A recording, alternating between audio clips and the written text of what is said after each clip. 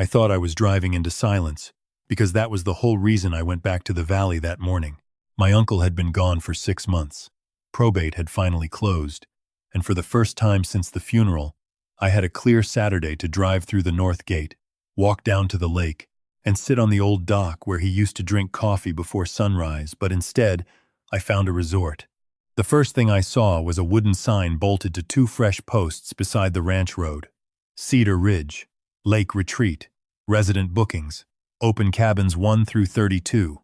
For a moment, I just stared at it through the dusty windshield before I saw the cabins. Not 1, not 2, but 32 brand new cabins scattered around the private lake at the center of my 5,800-acre valley. They lined the meadow like someone had copied and pasted a vacation brochure onto my family's land, where each cabin had a little porch, solar lights, gravel paths, fire pits, picnic tables, and numbers nailed beside the doors. Kayaks were stacked near a new dock. A check-in hut sat where my uncle's cattle gate used to be. A restroom shed had been built near the pines, and golf carts buzzed along the old ranch road like it was a campground loop. And there were guests' families carrying coolers, kids with wristbands, residents in Cedar Ridge HOA polos, a maintenance crew loading linens, and a woman taking selfies under a banner that read, "Weekend Retreat Opening." My private no trespassing sign was gone. The chain on the gate had been cut. The lock had been replaced with a keypad, and standing beside the check-in hut, handing out cabin keys like she owned the whole valley, was Karen Blevins, president of the Cedar Ridge HOA. I parked my truck right in front of the check-in table and stepped out. Karen looked up, annoyed but not surprised, and that told me everything. "What are you doing here?" she asked. I looked past her at the lake, at the cabins, at the road my grandfather had graded, and at the meadow where my uncle taught me how to drive a stick shift in an old ranch truck. "I own this valley," I said. Karen smiled like I had just recited an outdated technicality, smoothly replying, "Cedar Ridge has always understood the Lake Valley to be part of our planned recreational expansion." I looked at the cabin keys in her hand and told her, "You built 32 cabins on land you don't own." A man waiting at the table lowered his sunglasses and said, "Wait, we paid for cabin 14, as his wife held up a printed reservation. Karen raised her voice before the panic could spread, announcing, "There is a legacy title issue being resolved, but the retreat is board approved." I pulled out my phone and started recording the check-in table, the reservation forms, the QR payment sign, the cabin numbers, the new dock, the restroom shed, the fire pits, the cut gate chain, Karen handing out keys, guests wearing wristbands, and the missing private signs. Karen stepped closer and warned, "If you disrupt opening weekend, the HOA will pursue damages." I just said, "Call your attorney," and then I called mine, along with the sheriff, county building inspection, planning and zoning, environmental review, the fire marshal, and the health department. By sunset, the sheriff had cleared guests from the cabins. County inspectors had red-tagged all 32 buildings. The fire pits were closed. The dock was sealed. The restroom shed was locked. And Cedar Ridge's booking page disappeared before midnight. And by the end of the month, county records had confirmed what my family already knew. The Lake Valley was mine, and the HOA had no deed, no easement, no permits, no subdivision approval, no cabin occupancy approval, no septic approval, no lake access rights, and no legal authority to rent a single night. They built a retreat on my inherited land, and county records shut the whole thing down. Lake valleys do not feel like property when you grow up in them. They feel like weather, like memory, like something too wide and too old to fit inside a deed folder.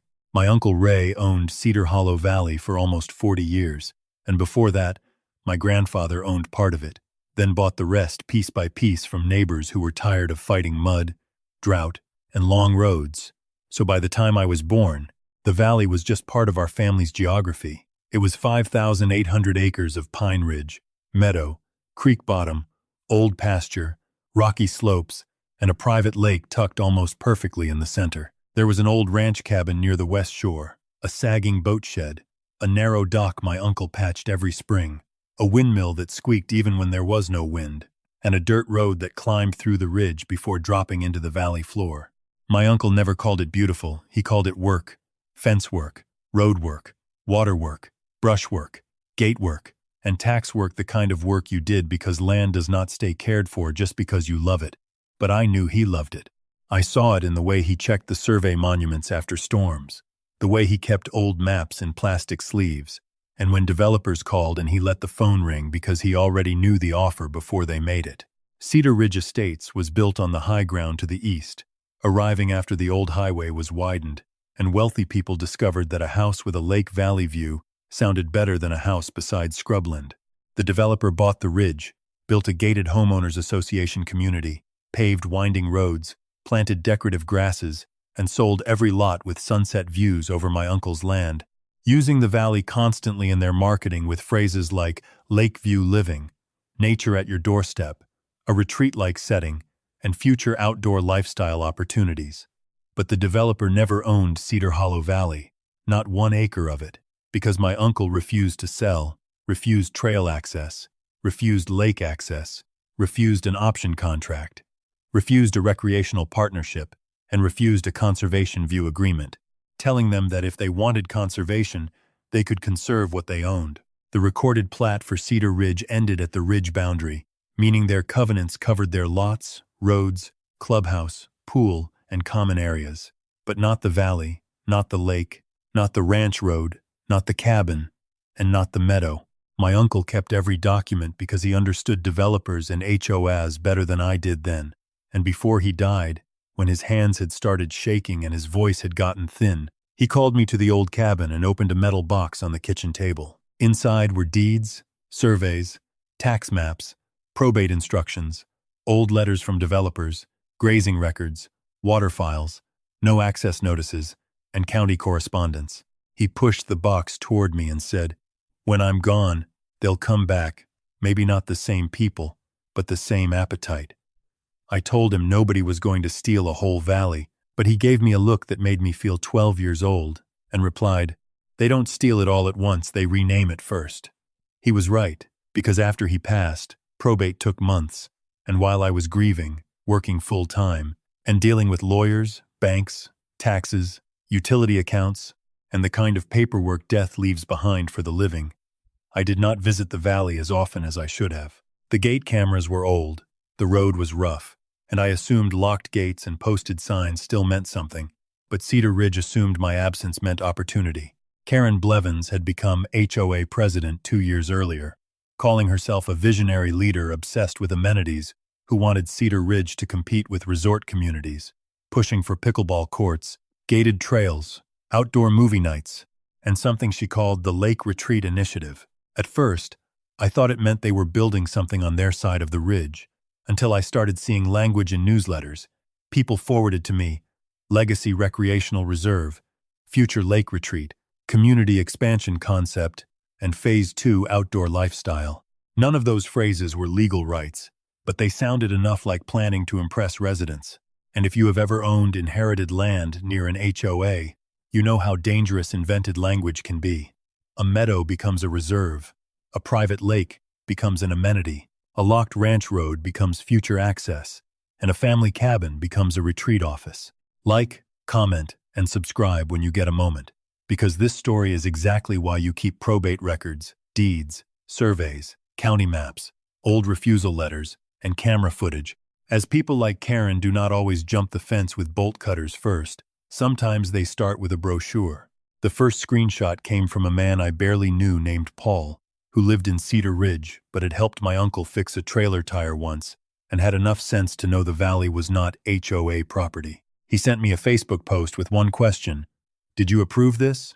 The post showed a polished rendering of my lake, with little cabins glowing under string lights, advertising Cedar Ridge, Lake Retreat opening weekend soon, resident bookings prioritized. Below that were prices $650 per night, a $1,200 weekend package, kayak add-ons, a private fire pit fee, lake access wristbands, and housekeeping included.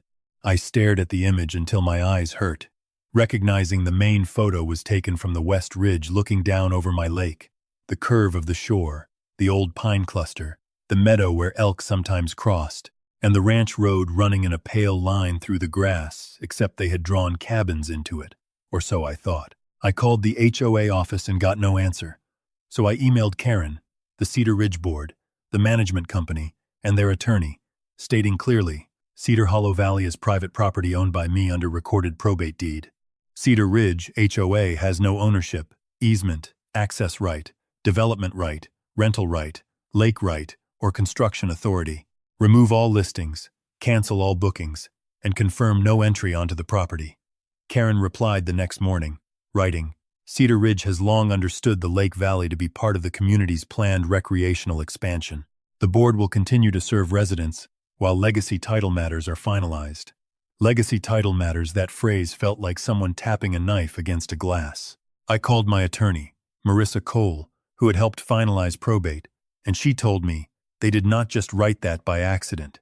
I drove out 2 days later, only to find the east gate locked with a new keypad, my chain gone, the old sign removed, and tire tracks everywhere.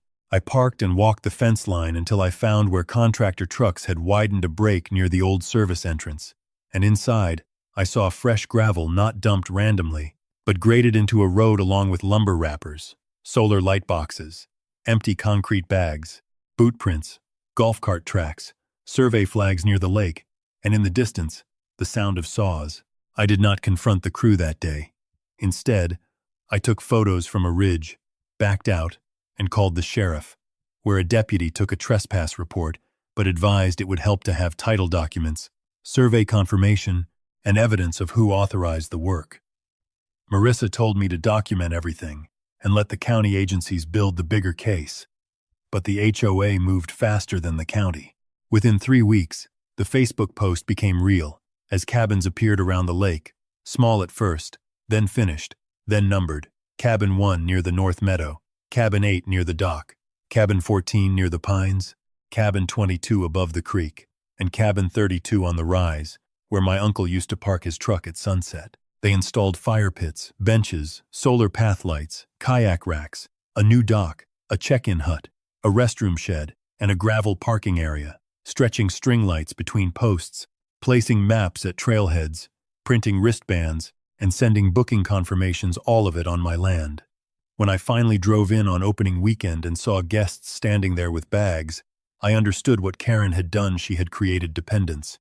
Residents had paid. Guests had arrived. The cabins had numbers.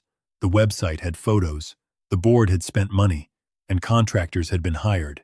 Meaning, if I objected, she would paint me as the villain who ruined family weekends. That was the trap. But my uncle had warned me.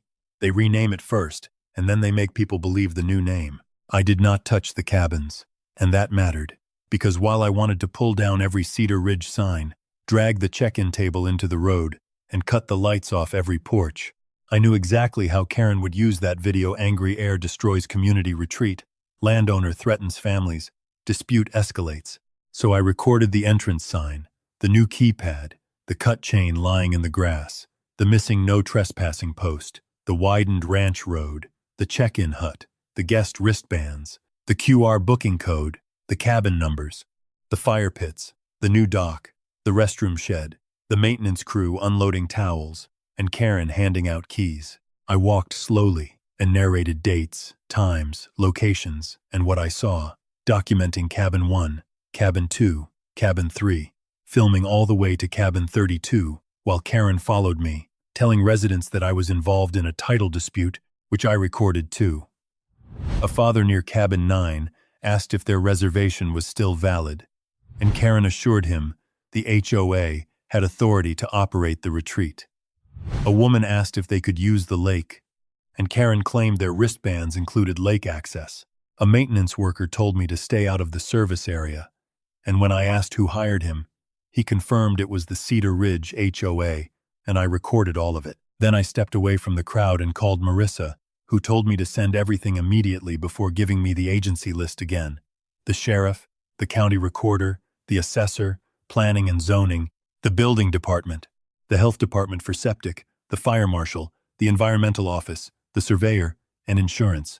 Every call mattered, because 32 cabins are not a simple trespass. They are buildings, requiring occupancy, roads, fire access, sanitation, lake use, environmental impact, rental activity, liability, and permits. By noon, Marissa had pulled the full title report, confirming the valley was still entirely in my name under the probate deed, with no sale, no option, No easement, no lease, no license, no recreational agreement, no access agreement, no recorded subdivision, no campground approval, no cabin development plan, and absolutely no right in Cedar Ridge's name.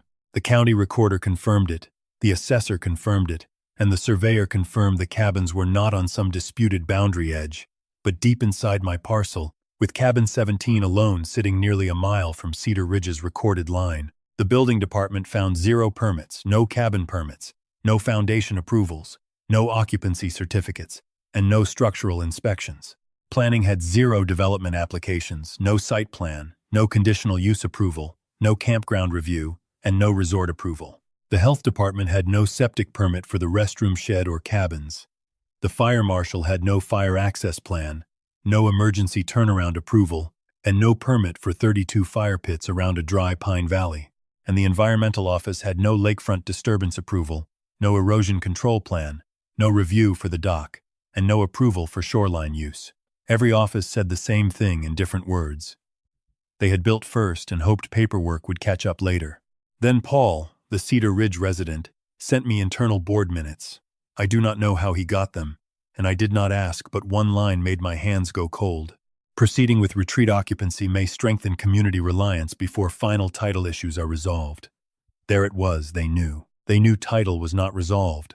They knew they did not have clean ownership. And they moved ahead because residents using the cabins would create pressure, a fact cemented by another email from Karen to the board that read, "Once bookings begin, the valley owner will be unlikely to disrupt families without facing public backlash." That was the plan. Use guests as shields, use money as leverage, and use occupancy as a weapon. Marissa sent a demand letter that afternoon, demanding they cease all occupancy, cancel all bookings, remove guests safely, preserve records, identify contractors, identify guests, preserve payments, preserve board communications, not destroy emails, not alter cabins, not remove evidence, and not access the property except under sheriff or county supervision. The HOA attorney called it aggressive, but Marissa called it generous, because the county was already on the way. The legal reversal happened in front of cabin 14, the cabin the family from the check-in table had booked for the weekend, where they were sitting on the porch with 2 suitcases, a cooler, and the stunned expression of people slowly realizing their vacation was evidence. The sheriff's deputy arrived first, followed by a supervisor, the county building inspector, planning and zoning, the fire marshal, the health department, and the environmental officer, feeling less like an inspection and more like a parade of every permit Karen had ignored. Karen tried to take control immediately, telling the sheriff this was a civil title dispute and that the HOA had board approval for retreat operations. But when the supervisor asked for the deed, she handed him a board resolution. He asked again, and she claimed Cedar Ridge had historical planned use rights. He asked for a recorded easement, and she argued the developer had always intended the valley to serve the community. He asked for a lease, and she insisted the HOA had invested significantly. He asked for permission from the owner, and she declared the owner was being unreasonable. The supervisor looked at me, and I handed him my probate deed, the survey, the assessor map, the title report, and the no easement search. He read longer than Karen wanted, then firmly stated, "This land is not owned by the HOA." Karen shot back, "There are unresolved legacy title matters." But Marissa handed over the county recorder's certification, which the supervisor read before shutting her down with, "Not according to the county." That was the moment the story changed for the guests. Before that, Karen had made it sound complicated, but after that, it was undeniably clear that they were standing in cabins built by a homeowners association on someone else's land. The building inspector began tagging cabins. Stop work, no valid permit. No occupancy, unapproved structure. He put the first red tag on cabin 14, then cabin 13, then cabin 12, and by the time he reached the next row, guests were already packing. The fire marshal walked the road and shook his head. No approved emergency access. No turnaround for apparatus. Fire pits too close to structures and dry vegetation. No occupancy plan. No posted safety inspection. And no approved evacuation route, so he closed the fire pits immediately. The health inspector examined the restroom shed and asked for septic records, and when Karen deflected by saying the contractor handled that, The inspector demanded the permit number, which Karen did not have, resulting in the restroom shed being locked and tagged. The environmental officer inspected the new dock and shoreline cuts, finding no lake disturbance permit, no erosion control, no dock approval, and no shoreline plan, meaning the dock was closed on the spot. Planning asked for subdivision or campground approval, and when Karen tried to claim the cabins were an internal HOA amenity, the planner slammed the door by stating, "Not on land outside your HOA." Karen tried the money argument again, pleading that Cedar Ridge had spent millions and had bookings all summer, but the building inspector simply said, "That does not create a permit," and Marissa added, "or a deed." The sheriff supervisor then asked Karen to clear all guests from the property, and when she argued they had paid reservations, he replied, "Then they can request refunds." She protested that families had driven hours, but he shut her down permanently. They cannot stay in unpermitted cabins on private land. One guest asked if they were being arrested, and the deputy assured them no, explaining they had relied on the HOA's representation and just needed to leave safely, which mattered to me, because the guests were not the enemy. They had been sold a fake weekend, and Karen had sold it. By late afternoon, Cedar Hollow Valley looked like a crime scene drawn by a building department, featuring red tags on cabin doors, caution tape across the dock, a notice on the restroom shed, fire pits marked closed, sheriff vehicles near the check-in hut, county trucks parked along the gravel road, guests loading suitcases back into cars, and HOA volunteers standing around uselessly in matching retreat shirts. Karen was still arguing, but the audience had changed. She was no longer talking to residents who wanted a weekend cabin. She was talking to agencies that wanted permit numbers, and she had absolutely none. The sheriff issued trespass warnings to Cedar Ridge representatives, security volunteers, and contractors, ensuring they could not return except under coordinated access for securing, removing, or inspecting structures, while the county posted a massive notice near the entrance. Private property no approved, cabin use no occupancy county review required. The booking page went down that evening not officially because Karen admitted defeat, it simply disappeared, but screenshots survive, and I had them, Marissa had them, guests had them, and the county had them. The emergency HOA meeting happened the following Tuesday, and the room was packed before it even started with furious residents whose bookings were canceled, others furious because HOA funds had been spent, some embarrassed because they had invited relatives, contractors demanding payment, board members seeking distance, and Karen desperately grasping for control. Marissa and I attended with Paul and two other residents who had already given statements, watching as the HOA attorney opened by calling the disaster a temporary interruption in the retreat launch due to documentation concerns. The room erupted. One man shouted, "Documentation concerns?" My parents drove 6 hours and got kicked out by the sheriff, while a woman yelled, "My dues paid for cabins we can't use?" Then Marissa put the records on the screen. The probate deed, the assessor map, the survey overlay, the title report proving no easement, no lease, no option, no recreational agreement, and no recorded right whatsoever. She showed the Cedar Ridge plat proving the HOA boundary was nowhere near the cabins, followed by screenshots of the booking page listing $650 per night, $1,200 weekend packages, lake access wristbands, fire pit fees, and reservations for Cabin 1 through Cabin 32. She displayed guest receipts, construction photos, the cut gate chain, the missing private signs, and the county permit search results, confirming absolutely zero building permits, zero occupancy permits, zero septic approvals, zero fire access approvals, zero lakefront approvals, zero planning approvals, and zero environmental reviews.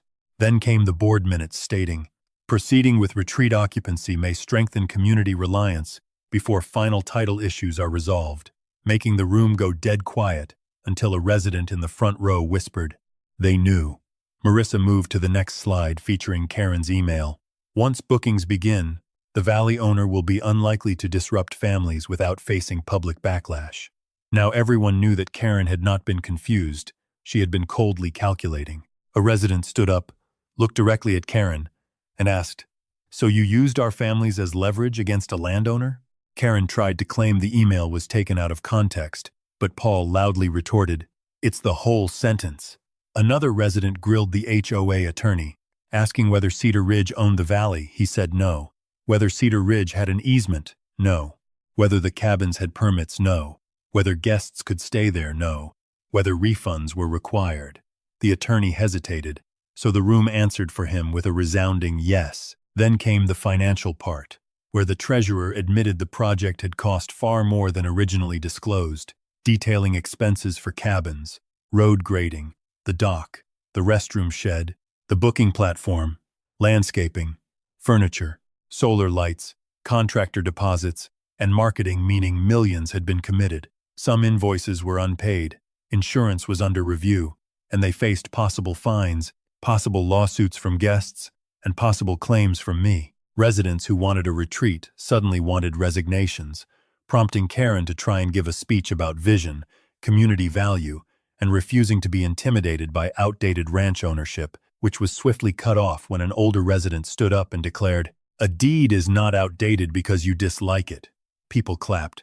Karen sat down, and by the end of the meeting, the board voted to cancel all bookings, issue refunds, preserve all documents, cooperate with county agencies, suspend Karen's authority, hire independent counsel, and begin settlement negotiations with me. Karen voted no, and that no followed her right out of office. The cabins stayed for a while, 32 little wooden reminders of arrogance, because people think legal victory means the problem vanishes immediately, but it does not. Buildings do not disappear just because a county record says they should not exist. They have to be secured, inspected, disconnected, moved, demolished, sold, or removed under supervision, with each step requiring paperwork, because the people who created the mess did it without paperwork in the first place. Cedar Ridge had to refund every booking, weekend package, fire pit fee, kayak add-on, cleaning fee, and wristband, while dealing with guests who demanded travel costs, threatened lawsuits, or initially blamed me until the board emails became public, and they realized Karen had planned to use them as emotional cover. The Homeowners Association paid county fines, inspection fees, legal fees, survey costs, environmental review costs, fire review costs, health department costs, and a hefty settlement for trespass, unauthorized construction, road damage, shoreline damage, and loss of use. Their insurance carrier reserved rights, which is a polite way of saying they may not pay for intentional stupidity, and the contractor claimed Cedar Ridge represented that it controlled the land, while Cedar Ridge claimed the contractor should have verified permits, leading the contractor to point at the board to point at Karen to point at history, and history to point squarely at my deed. Karen resigned before the recall vote finished, writing a letter that claimed she had pursued a bold recreational vision in good faith. But good faith did not cut my chain. Good faith did not remove my signs. Good faith did not build 32 cabins without permits. And good faith certainly did not write an email about using bookings to create pressure before title was resolved. Eventually, the cabins came out, though not all of them were destroyed. Some were removed by flatbed and sold off to reduce the HOA's losses, while a few had to be dismantled because the road could not handle the move.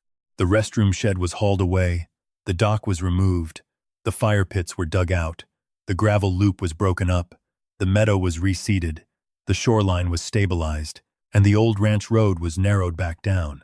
I kept one red tag the inspector let me have it after the cabin came down that simply read, "No occupancy," and I put it in my uncle's metal box beside the deed and surveys, which might sound strange, but it belongs there as much as any map, because it is part of the valley's history now. After the last cabin was gone, I walked the full loop where they had stood, remembering that cabin 1 had been near the meadow where my uncle used to count deer. Cabin 8 had been too close to the dock. Cabin 14 had been where the family realized their vacation was illegal. Cabin 22 had been above the creek, and cabin 32 had been on my uncle's sunset rise. At each spot, the ground still showed scars of fresh dirt, grass seed, wheel tracks, and places where posts had been, because land heals, but it does not forget quickly, and neither do landowners. I changed every gate lock, installed better cameras, put up new signs, repaired the old cabin, and rebuilt my uncle's dock without making it fancy, before placing a sign at the entrance that read, "Private Lake Valley. No. HOA Retreat County verified." Under it I added another, "A booking confirmation is not a deed. which got around Cedar Ridge fast, making some residents hate it, and some deserved to, but a few came to apologize. Like one man who said his family had booked a cabin and had no idea, and a woman who felt ashamed because she had told friends the retreat was the best thing the HOA ever did. Paul came out one morning with coffee, stood with me by the gate, and said my uncle would have liked the sign, to which I replied that he would have made it bigger, and that was the first time I laughed about any of it. The valley is quiet again, mostly because quiet is different after people try to turn your inheritance into a resort. You listen harder, check cameras more often, keep documents closer, and stop assuming a locked gate explains itself. But the lake still catches the morning fog. The pines still move before storms. The old dock still creaks under one person instead of 32 families. And the meadow, slowly, is becoming a meadow again. That is the part Karen never understood. Land is not empty just because you can imagine revenue on it. A valley is not unused because it is quiet. A private lake is not a community amenity because residents can see water from their balconies. An HOA cannot build cabins on inherited land by calling it Phase 2. A board vote is not a deed. A booking page is not a permit.